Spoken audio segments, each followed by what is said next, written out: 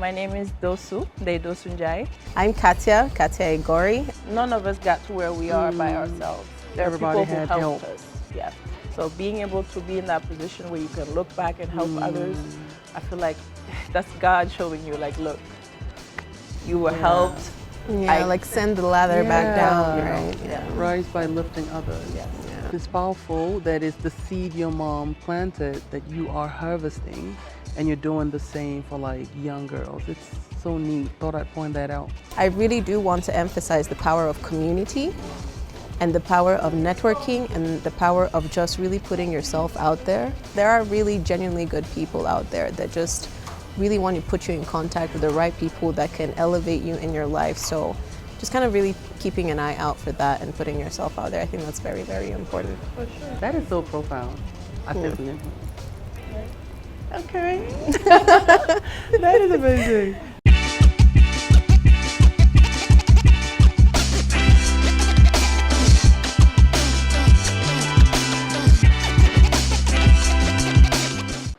Welcome to the Nile Reflection Podcast, where we highlight remarkable and outstanding individuals from Africa and beyond. A platform to share our stories, but a platform to own our stories, voices, and truths. I am Sarah Chan, the host, manager of African Scouting for the Toronto Raptors, a development associate with Giants of Africa, and founder of Home at Home, a Pediat Foundation. Joining us today, you will not believe this, I have been able to gather my sisters from the western part of Africa, but thank God they were already in Rwanda. Incredible leaders in their perspective fields, amazing individual, just beautiful inside and out. And correct me after you see them, eh? You correct me. Thank you so much for tuning in. Joining us today is DOSSOU NRP and Katia Ngori. Yeah? Yep. Yeah? Yeah. Are you ready? Yeah? Yep. Welcome. Thank you. Thank you, Sarah. That was a great introduction. I mean, Don't cry now. I'm about to. I'm tearing up. Cheers. Yes, I'll have you guys introduce yourselves and your titles. Then we'll go into the background. So my name is DOSSOU NRP. I am the Women's Program Coordinator for the NBA Academy Africa. I also work in basketball operations, and I do a little bit of coaching on the side. And also with the BAL, I am the team liaison for AS Douanes, the Senegalese team. That is so amazing. I'm literally just sat here with two women powerhouses. I'm just like, wow, excuse me.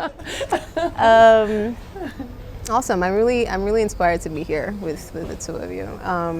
I'm Katia Igori. I am the Global Talent Acquisition Lead, and I work with SAN Technologies.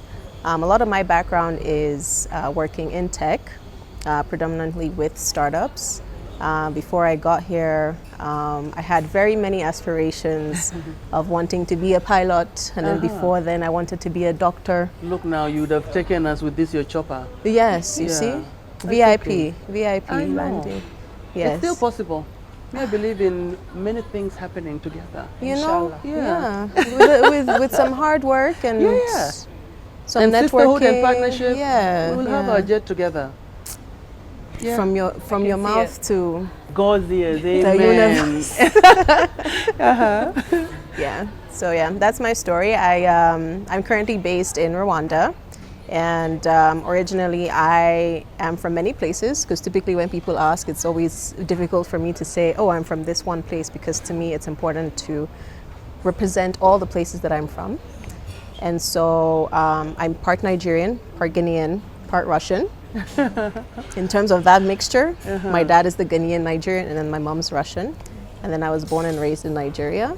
And then very recently I moved to Rwanda. Well, fairly recently, it's been 5 years now that I've been here, so. And this is where we actually met. Yeah. Oh, wow. Actually, Yeah, 4 it really years is. ago. 4 years ago. Yeah. Exactly Yeah. about this time. So this is our 4th sisterhood anniversary.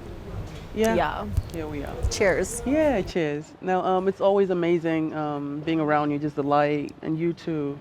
The light, it just radiates, and it shows, you know, in your work, it shows out here, but we would like to hear about the journey and where it began. Like, what is your background, your upbringing, where did you go to school? So side note, just wanted to say that your light emanates and radiates, and that's why I think people who are alike, who have the same energy, tend to, gravitate towards each other. So I truly appreciate you, not Thank you. only I for appreciate you. the person you are, how you inspire us, but also for genuinely building a connection between us, because you could have just kept it about business and keep it going. But it's important for us, especially women, to look back and look at the younger generation and inspire them to do better and be better. And that's what you've done with me. So I wanted to give you your flowers, and you as well. So I began in Senegal. Actually, right around the corner from my house, there was a basketball court. And every afternoon, whenever there was practice, I would just go and sit and watch. I was very young at the time. I was in elementary school. And one day I was walking with my parents, and I told them that I wanted to play basketball. So that's how it started. I joined the club, did not have to pay for anything because my mom's side of the family, like everybody played basketball. So they already had that foundation and connection. I remember showing up the first day with slides, and they told me, you cannot play with slides. Where do you think you're going? But, I just liked that. It was something that I watched, fell in love with, and pursued, and that followed me all throughout my journey, because I come from humble beginnings in Senegal, chess, and then working my way to join SNEPS, and then joining SEED, becoming one of the girls at the time that advocated for SEED to create an academy for the girls. I literally, we were a group. I had my grades, me and Katia, another one of my girls, had our grades. We went up to Gallo. We were like, look, we're better students than the boys, and we can hoop. Yes. We deserve an academy, And the year, the year it got created, I actually had a scholarship to go play in the United States. So. Oh, that's amazing. Thank you. And rewarding too. Yeah. For sure. And it comes full circle for me to go study, play basketball at a high level, graduate, get my degree. I worked in the medical field for a little bit, but with COVID, I had to come back home. So getting home and finding that sports connection again is like falling in love with it, but with a different perspective. It's honestly amazing. So. Thanks for sharing that. That's inspiring. I mean, you're talking about we're inspiring people. Come on, a whole academy, and you also benefit from it, and you immediately okay. That is hilarious, but I love it. I love it for you, and I love it for the girls. No, it's the work that's been put in is very evident. So no, that's applaudable. So we'll go to you, Mademoiselle. Yes. Yeah. So. For me, because I come from a multicultural background, right? And I think my experience is very interesting because kind of being born and raised in Nigeria, like I mentioned, there was always this whole thing of, never really feeling as though that's where you were from. Yeah. Because there was always the thing of, especially skin color, you're not necessarily one of us. And so there was that mentality that I was born and raised here. These are sort of my people, but I personally don't feel at home here. And were you treated? Do you think that you felt treated like that? Yeah. There were instances where so there's this kind of like how on the eastern part of Africa they say Muzungu, right? Weibo. They call me Oimbo, for example, and I'm just like, it was never. And I'm a kid, right? I don't understand why people are calling me that. My mom, it's okay. I can even be laughing about this, but cannot believe it. Traumatized. I can. Something like Traumatized. this, but looking like that. But then now on the other side, because at some point I did have to leave, and I went to Europe for my education, undergrad, postgrad, and all of that stuff. And then now coming there, it's now the flip. You're Nigerian. I'm also not one of them. I'm now from the other side. And so for me, that was like just a struggle of never really feeling among as part of like a particular, race or group and things like that. And I don't know where I got the mental fortitude to remove myself from that, rather than me saying I'm mostly this than this, is why I introduce myself as being from all these places. So I have decided that I will not allow people dictate to me where I'm coming from, Rather, I will tell you that this is me, and I'm embracing all aspects of my background. And I don't need your validation. Yeah, That's amazing. 100%. That is so profound. I feel you. Okay. That is amazing. So thanks for sharing that. So back to you, DOSSOU. Did you ever see yourself in the role that you're in now? And along the way, were there any challenges, or were you, you're like, I am born a star. Yeah, I am. Wow. How was that for you? Oh gosh, I definitely did not see myself here. In fact, when I was leaving Senegal to go to the United States, I don't think my position or any of the things I'm doing existed. And that's why I touch base on how it's important to see you girls like doing your thing and inspiring not only me, but also the generation that comes after. Because there are a lot of girls that I'm mentoring who are asking me questions. What do you do? What does it consist of? Is it hard?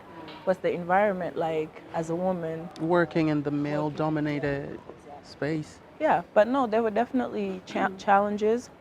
Like you, I felt like I was stuck in the middle because going to the United States and like meeting people telling me, oh wow, your English is so good, like you sound American, or Oh my gosh, you know, yeah. you don't even look African. And Oh my I never took that as a compliment. I know, like, It's like, what how are am I supposed to feel Africans about supposed that? to look like or sound like? Me.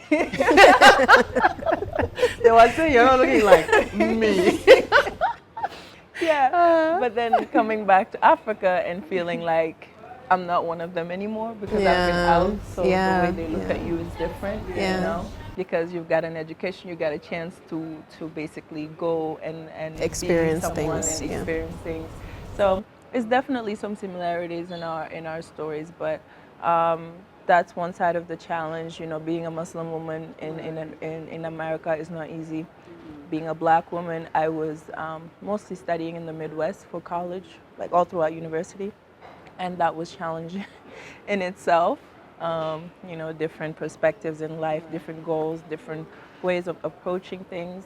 But in the long run, I'm grateful for all the experiences I've accumulated. Right. They make you who you are now. Right. They have molded me so much to where I'm at that point where I see the impact of those experiences and how it's helping me navigate my day-to-day and adjust.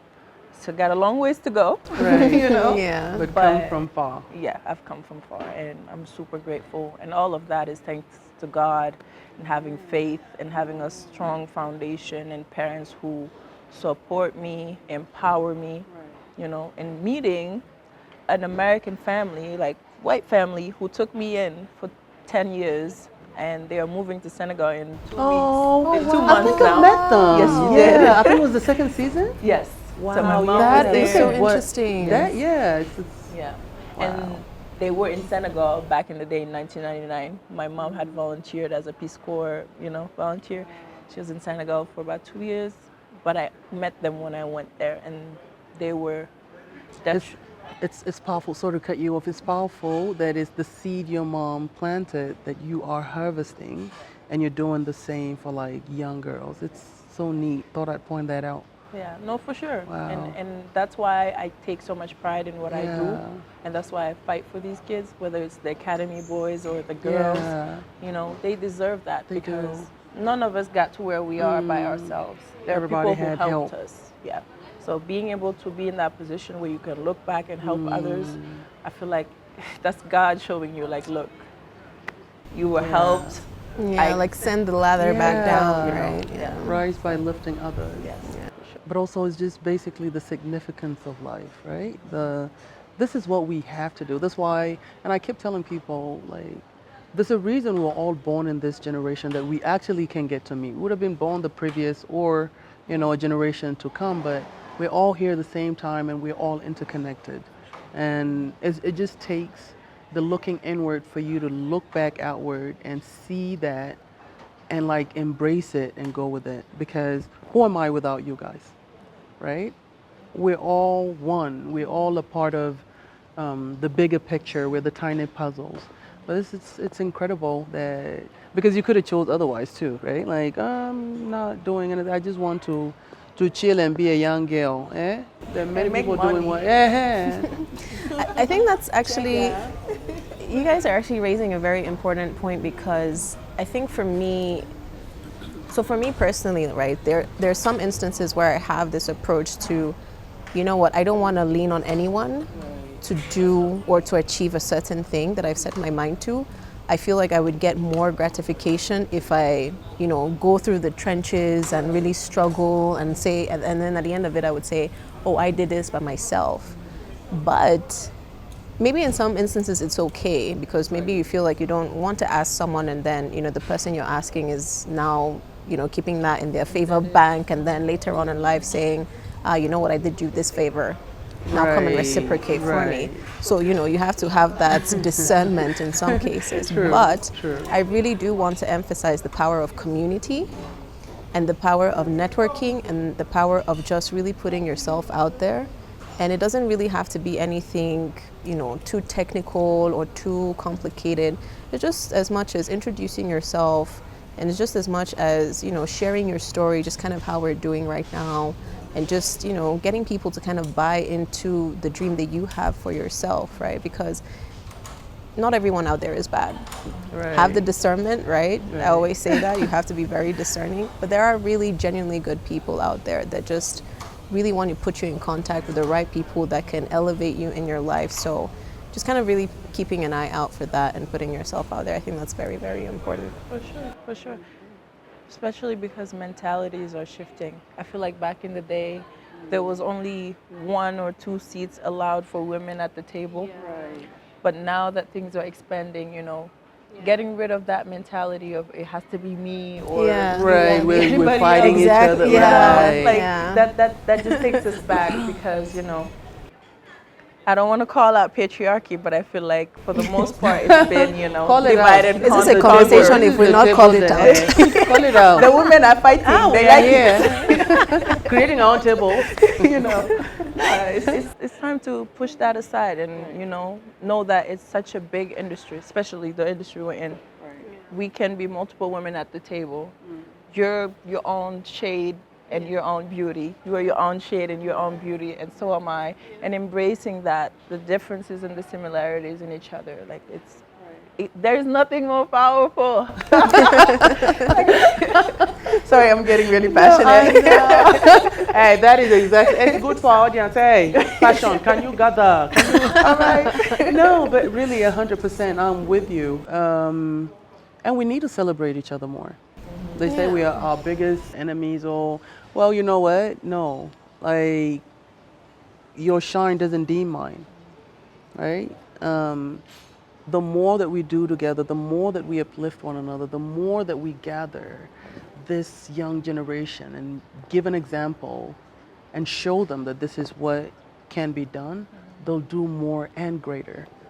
They will. And that, if that doesn't give you joy, I don't know. But no, 100%. And this honestly has, so far. Come on now. Let me find you some tissues. Mama, you told me about. Yeah, I found them. Yeah. So, Katia, did you see yourself in the role that you're playing today? Absolutely not. Yeah. Excuse me. Yeah. Jesus. No. I did not. Like I said earlier, I was, like growing up, I had a thing for kids. As a kid, I had a thing for kids. Yeah. I didn't even know what that was about. Like I just knew I wanted to take care of babies. Whenever I saw a baby, I wanted to as small as I am, I want to carry this baby. And I was convinced I was going to be a pediatrician. Oh, wow. And then I got through high school, and then I took a gap year. And then obviously you start like looking for uni and, universities you want to go to and all of that stuff. And then you start to see the requirements. I'm like, yeah. You have to spend some 8 years, something. And then after that, even when you're done, you do something. I was like, hey, you know what? STEM is not I'm easy. good. I just looked at my high school records. What can I do? So that my gap year, I actually worked for my mom as her assistant / accountant, whatever.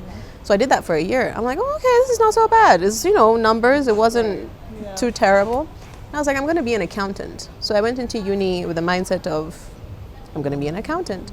So I studied economics. I focused on accounting, audit, and financial analysis. I finished that one. I went for postgrad. I did a layer of another international financial analysis. After that, I was like, yeah, this is boring. But I don't know where this is leading. This is boring. Me, as beautiful as I am, I should be sitting in the back office. It's not possible. You want to model. I said I have to be at the front. It's very important. People have to see me, you know? So I went and I got another degree. And I think of all the, by the way, guys, education is very Important. I'm glad she's bringing this up. I think now we're seeing a lot of, it's like a trend, especially with startups. Right. I'm in this space and I can speak to it, where people who drop out of school, we have the Mark Zuckerbergs and all these people. I'm not saying that's not a possibility, but having your education is the foundation that is required, right? There are those one-off cases, but it's important to make sure that you have that foundation and that stepping stone. And so when I finished my second postgrad, I moved back to Nigeria, and I thought that was what I was going to pursue because it was in program and project management. And when I got back, first of all, it was really difficult because I had been away from the system for so long, and a lot of the connections that I had, I'd kind of lost them, or at least they were distant. So it was now hard to kind of pick up that pace again. But I was lucky because I had a friend who had already moved back a year ahead of me, and she was looking for someone to come into a position of an HR intern. And I was like, oh, it's an internship. I'm gonna do this for 3-6 months, and then let me just get my foot in the door, and then I'll figure out what I want to do. You would do it all, the Gen Z energy, heart and mind. Exactly. Yes. And that was what really helped. So I just kind of grew up the ladder year on year, and then I was like, there was a point in my life where I had to take a step back and reflect on my professional career. And one thing I did was analyze, what does my job do for others around me? And I realized that I was in a space where the company that I was working for was training African talent through tech, right? So it's we do the tech development of the African talent, and then we place them with opportunities globally. And I was like, you know what? I'm actually doing some really good work here. I might not be necessarily working with the talent directly, but I am, driving that machine that is impacting what we are able to do with them.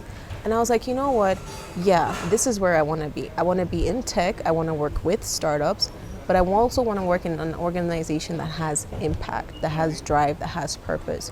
Not always about the bottom line. It's not always about the financials or the revenue, but it's how do you positively affect the person next to you? Today, I can sit back and say I have worked in organizations, and I see these people around. We still interact with these people. They reach out to me. They're still what's up? What's going on? Let's have a conversation. And I love that because I can see their growth. And it's not even so much what they've been able to achieve, but it's also how they are also inspiring me. Because a lot of these people, they didn't necessarily come from great backgrounds. Right, and so this is pretty much my journey and how I got here. But this is where I want to be. But of course, this is not where I am stopping. There's still things to explore. I consider myself to be really ambitious, so I'm constantly looking for something, for the next thing. Growth is absolutely very important. You really want to avoid getting to a place where you feel complacent and where you feel comfortable. There's always a sense of, I don't think there's an English word like this. Say it in your... Uncomfortability. We have just made it here. Please put it in the dictionary. Yes. Uncomfortability. Yes, you heard it here. It's my Kim Kardashian You're words welcome. For the year. Yeah. No, thank you so much for sharing that. No, I think that's one of the things that I think ties all of us in right here, working with the kids, but as much as you're inspiring them, you're inspiring yourself, but also just that thirst for knowledge, that endless thirst for knowledge, to want to learn, to want to evolve, to want to continue impacting, but basically on a broader scale just the significance of life. There's a quote by Mandela. I will write it after this is produced, but there's a quote by Mandela that just basically says the significance of life is basically, you know, what you do for others. Like, it doesn't stop with you, right? Yeah. Okay, so you work with this incredible athletes, and we see the work that you guys have put in. What does that look like? The behind the scenes of DOSSOU, and you know, I'm not going to ask about the others, but your experience with like a day-to-day basis, because it's so evident the work that has been put in, like just on and off the court, even how they carry themselves. Like, you see the work that goes on behind the scene. Walk us through how that experience has been like for you.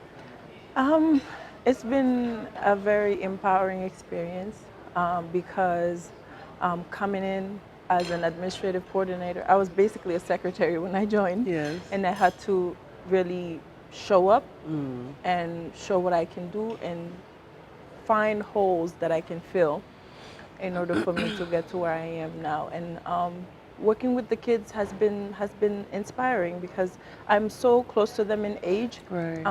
and I've gone through the process of transitioning and playing basketball in the U.S. So just getting to mentor them and tell them about my mistakes really helps them, you know, see a different perspective. Because yes, they travel to the U.S. and they play there, but they're not there full time, so they can't really grasp like all the challenges they will have to face. Right.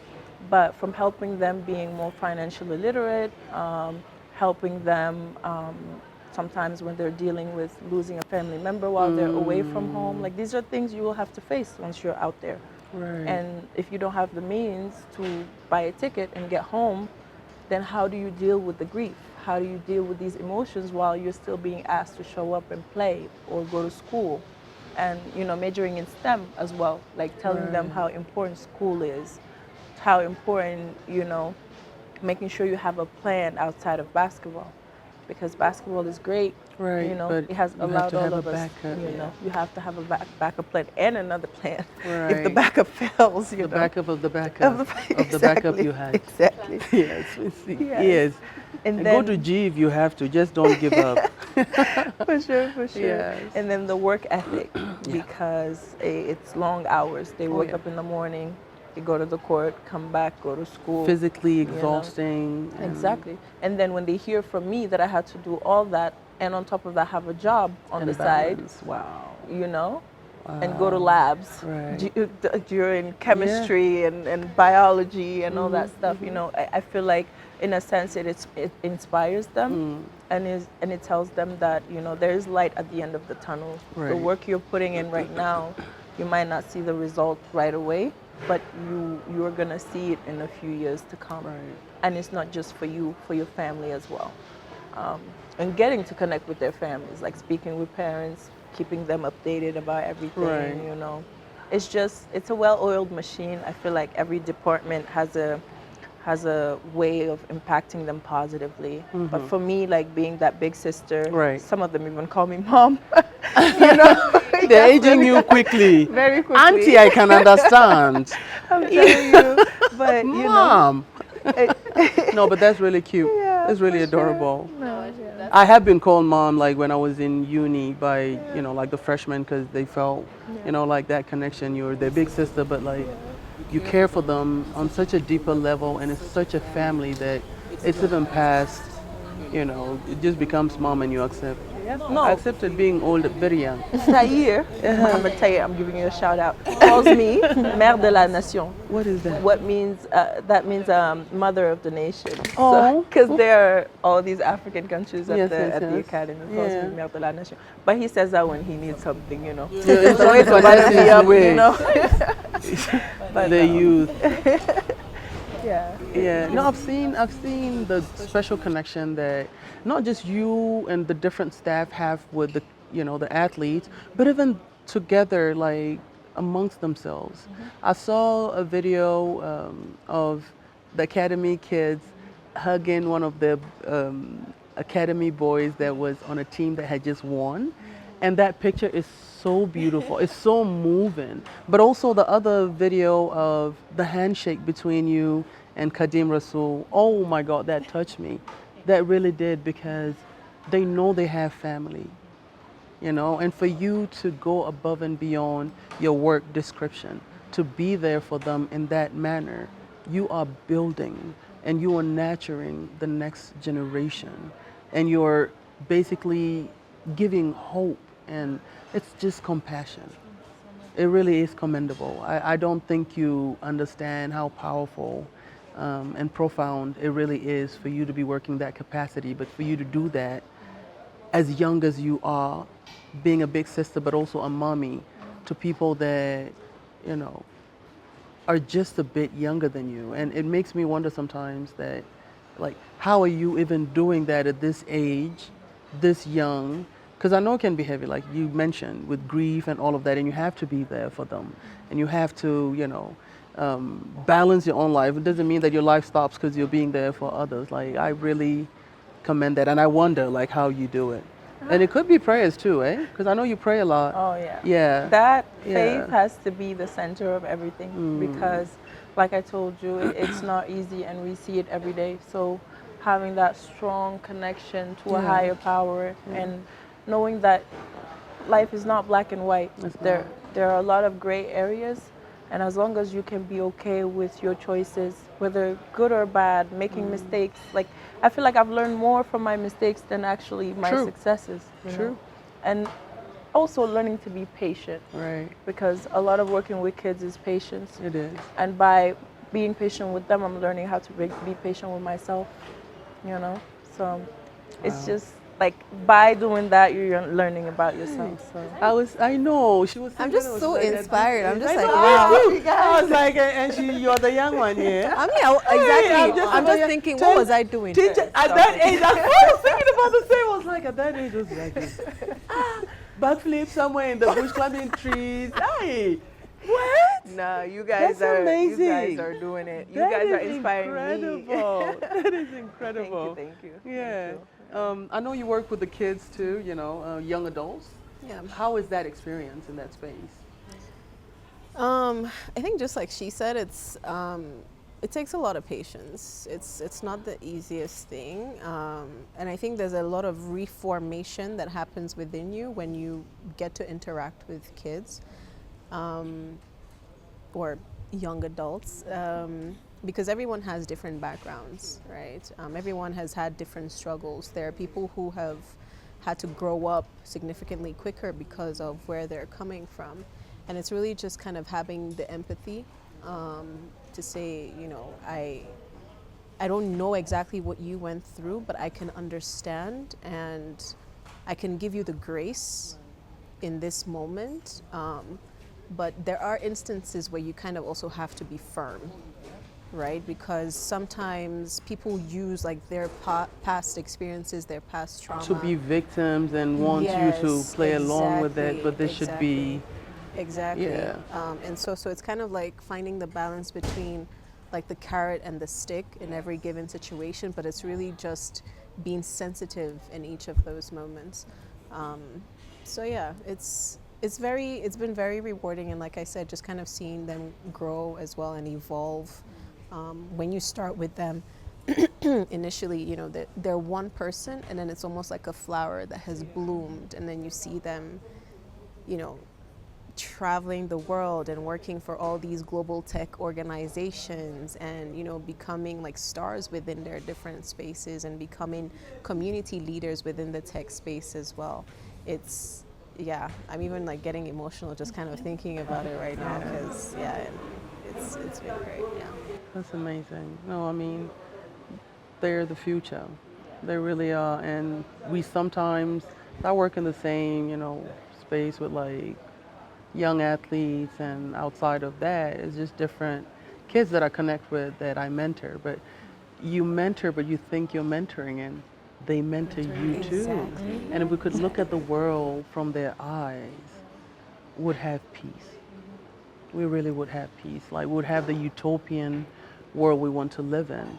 But all in all, no, that was heartfelt, yeah, from both of you. But like, what is your hope generally for athletes coming out of Africa? Because I mean, you coach as well, and you do all this amazing other things around that field. What is your hope, or where do you see this in the future? So my hope is that there won't be any need for them to come out of Africa anymore. So how can we grow the game to the point where they can be on the continent and be successful here and, provide for their families and themselves? I think a lot of the kids, there's this dream, like I see it in all of them. Oh, I want to go, I want to go, I want to go. But how can we bring what you're chasing here? So what opportunities can we create for them here where they get to, because I'm not gonna lie, like leaving your family and going abroad is taxing emotionally, spiritually, all of that. Because there was a point where I was questioning my faith, and I was lucky to be in a high school where it was a leadership high school. So a lot of what we were doing was sitting around and talking and giving each other feedback on challenges. And I will never forget this when I mentioned how it was tough being the only Muslim around and having to remember to pray and all that stuff. This teacher told me, faith is not faith if it's not questioned, because blind faith is not what God wants you to have. You are supposed to question and seek your religion and find out about not only you but what you believe in order for you to really say you are what you claim to be. So just being able to provide that environment for the kids here where they know that, yes, there are resources out there, and if they want to go travel and see the world and backpack, that's possible. But also I can be home and be with my community and still become someone.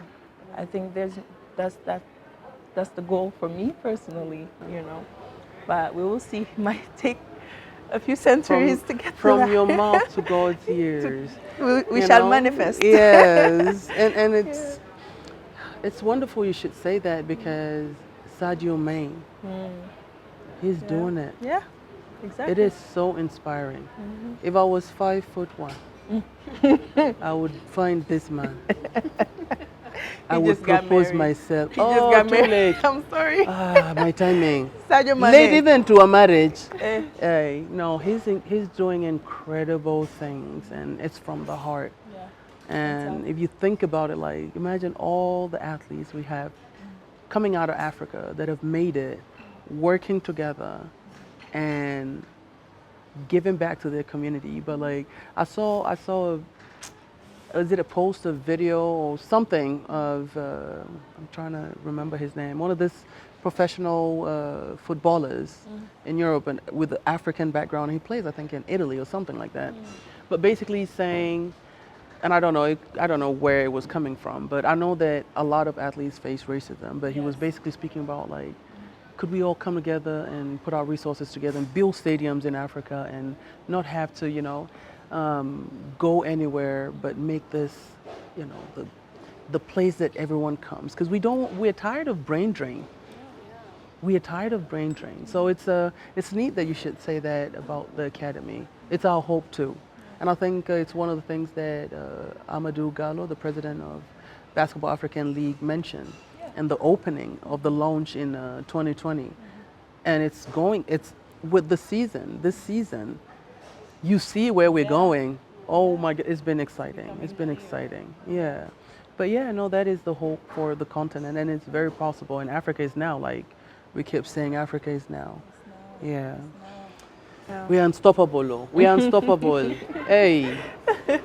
And we're not even where we're supposed to be, and we're getting there. How? Yeah. Power to Africa. Power I feel like putting our hands together here and we say, Africa on 3. Oh wait, I have one here. Ring. Oh, Africa on 3. 1, 2, 3. Africa. Oh man. Okay, so back to you, Katia. With the challenges that you've navigated to like working with the kids and coming into the Katia that is today. I know along the way you've gathered so many life lessons, but in particular, if you can pinpoint for us one of your most valuable life lessons that possibly could help somebody else that might be listening in? That is deep. Yeah? Very You deep. know, I went to school, eh? So sometimes wisdom will come out without me knowing. Oh, wise one. She's eyes she speaks of.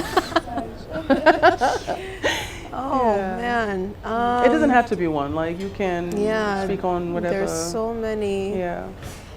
I think it's one is really knowing that even whatever the circumstance is, your de facto mode is that you have to understand that you have to put in work, right? Things don't come easy, and if you're clear on what it is that you want to achieve, like with your story, for example, and your story, Sarah, we all had to put in the work, right? Granted, we might have had some help along the way. We might have had people who were around us to center us and, you know, give us that one advice here and there. The common denominator is just knowing that you have to work. Good things don't come easy. I think that's one. The other thing was really what I mentioned a little earlier. It was leaning on community as well. Just kind of like finding and it doesn't have to be like 10 people, 20 people. It could be one person, right? That's your community. Someone who understands you, someone who can relate with your story, someone who doesn't necessarily have anything to gain by helping you, right? Exactly. Someone who is like your advocate, your championing you on and things like that. I think just finding even that one person is very important. And probably the last one I would say is doing the internal work of knowing, because no one is perfect, right? And as we move along in each of our journeys, we have to adjust. The person that I was today would not be successful if I still maintained the mindset I had like 5 years ago, right? As I've moved along, I've had to kind of adjust and then grow in my mental understanding of how things work, and emotionally as well, because you can't always, life will drag you. Life will drag you. There are days you just never want to leave your house, you want to be in your room. But you have to adult. You have to adult. You have to adult. Right. Adulting is no joke. Yeah, I wish there was a manual, you know. said One of my life aspirations is actually to write a It would be manual. so boring, eh? No, but it's actually like, you know, reference. Something to reference. A life True. manual. Yeah. Okay. This The new this one has generation, done. they But you don't see, read. we're so unique. They don't read. TikTok, 60 seconds. Learning crafts, tips. You will have to make tips. it in a, I don't know. That book would be this big. Okay. No, it's yeah. But yeah, that's it. It's just like you have to do the internal work for sure. You have to think, you have to adjust to your every situation, but also preparing yourself for what's to come. And that's probably my last point. As we're speaking around like faith, you need to be ready for what you pray for. Prepare and be ready. Ladies and gentlemen, if I tell you where I am today, how much I prayed, I think 2 years consistently I was praying to be where I am today. And because, you know, sometimes things take time to manifest, right? At one point I was like, I'll continue praying, but I don't know if it will happen.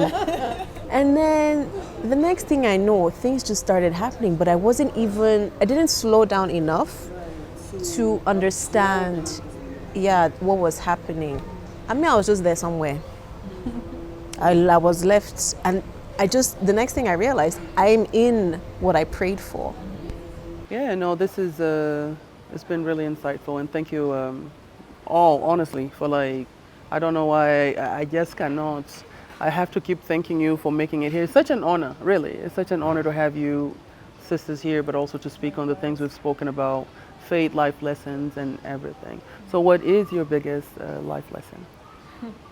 Many. Many. Come on, we have time. Take notes. Yeah, okay.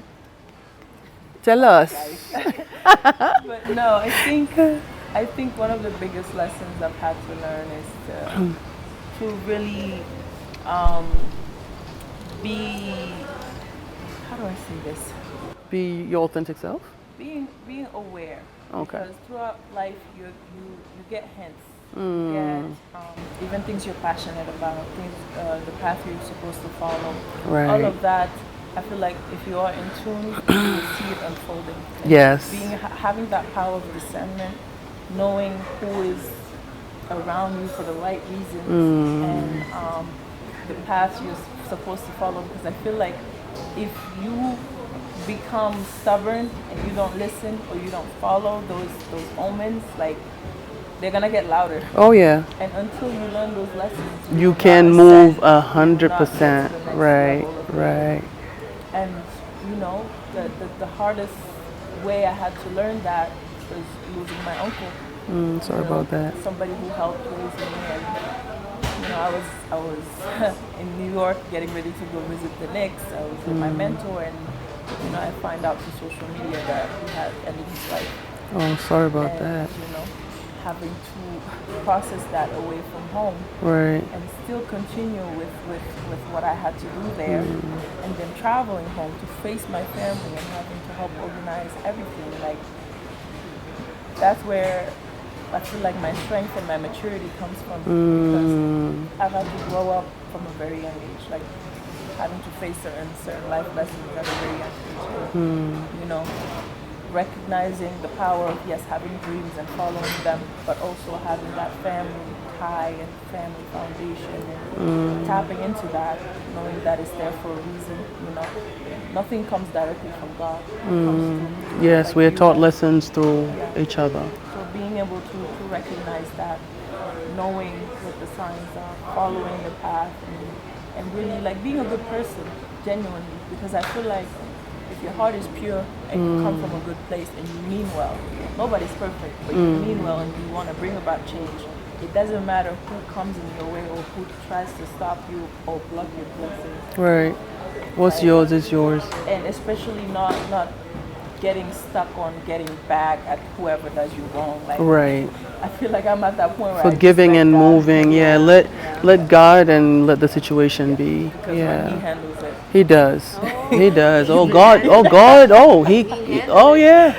Oh he doesn't play about his own. yeah. He doesn't. Does not. No, 100%. I've seen it. Like, I witness Yeah. it on a daily basis. When finding your niche as well, meeting people, and True. finding the people who are really aligned with you, who have the same vision. Right. You know, people who don't judge you, who hold space for you and who you are, allowing you to be your authentic self. Right. And you celebrating them and allowing them to be their authentic self. I think those are tremendous life lessons to learn if you want to continue being your best possible self, I guess. Right. Oh, that's powerful. That's powerful. And sorry about losing your uncle. Yeah.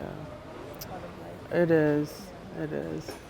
But just handling it with the grace, with the maturity, and also learning from it and moving forward, and you know, the strength that you have, but also the resilience that comes with, you know, having to endure loss, but still focus and, you know, be about the business and family and all of that. It takes a lot of mental fortitude, and I commend you. I really do. It's not easy. So I think going into the last, into conclusion, I'll ask you, what would be your advice to the youth, generally, or even just youth in the field that you work in? Yeah. So many.